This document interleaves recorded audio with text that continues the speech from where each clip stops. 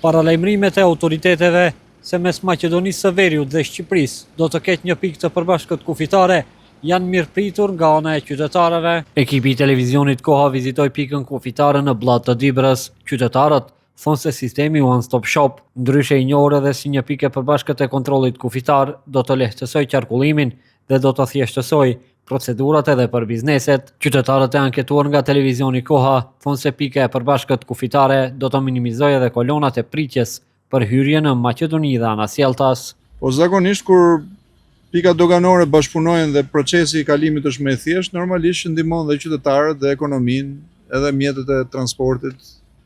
Kështu që do thoja gjë pozitive është. Patjetër. Do jetë më mirë dhe në kohë më të shpejtë do qarkullojmë. Do kemi mundësi që të qarkullojmë duke mos prit rradhë të gjata. Kjo është edhe objekti i atij vendimi që është marrë dhe mendoj që është një vendim i drejtë. Më shpresoj që do shkojë më mirë. Paktën kemi një pikë kontrolli, kështu ka vonesa të gjata.